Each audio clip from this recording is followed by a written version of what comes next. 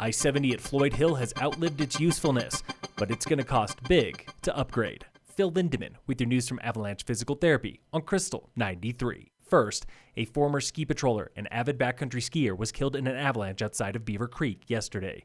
Eagle County coroner confirms 37-year-old Gary Allen Smith of Vail was caught and killed in a below tree-line chute, known locally as Sanctuary Chute. His ski partner found and uncovered him soon after the slide, but he did not survive. This is the 35th backcountry death of the season in the U.S. and 12th here in Colorado, making it the deadliest season since 1993.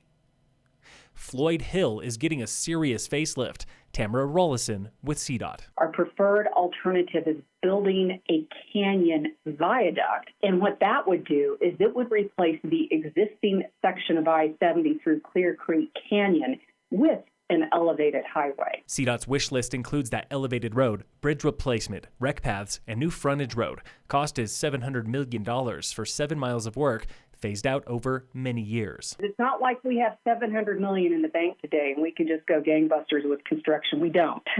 But what we have to do is have everything ready so when funding sources become available, and it would probably be over the years, then we can make some improvement. But it needs it. Floyd Hill is one of the worst bottlenecks on the I-70 mountain corridor, with upwards of 51,000 vehicles every day. That's more than the Eisenhower-Johnson Tunnel in August 2019, the busiest month ever at the tunnels. When it was built in 1959, it served the needs of Colorado very well. But our population has absolutely skyrocketed since then.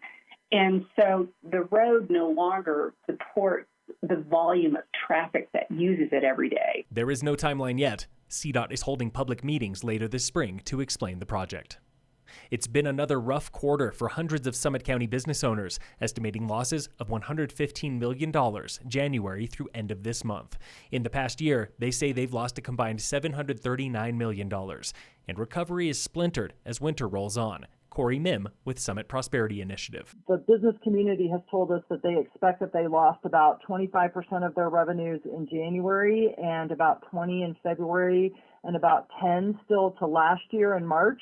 And remember that we lost half of last March being completely closed. So those are still really big numbers. Business owners do feel better about their odds of survival. 83% are confident their business will live to see next year, up from 75% in earlier surveys.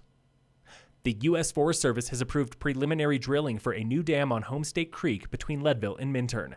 Drilling there determines if the soil can support a reservoir, providing water to Colorado Springs and Aurora. Opponents say a dam would disturb pristine wetland habitat.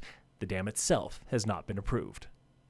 The future of events is on the Town Council agenda in Breckenridge tonight. Summer events like BIFA, WAVE, and the July 4th Parade are canceled for at least one more year, while a 2019 survey shows 80% of residents, employees, second homeowners, and visitors support these big events.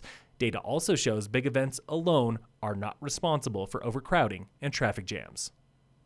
In sports, the Nuggets face the Magic tonight at 7. And in local sports, brought to you by American Family Insurance, the Weiss Agency, Summit High Boys Soccer plays Glenwood Springs away today. Girls Volleyball is in steamboat for the season opener. Phil Lindemann with your news from Avalanche Physical Therapy on Krystal 93.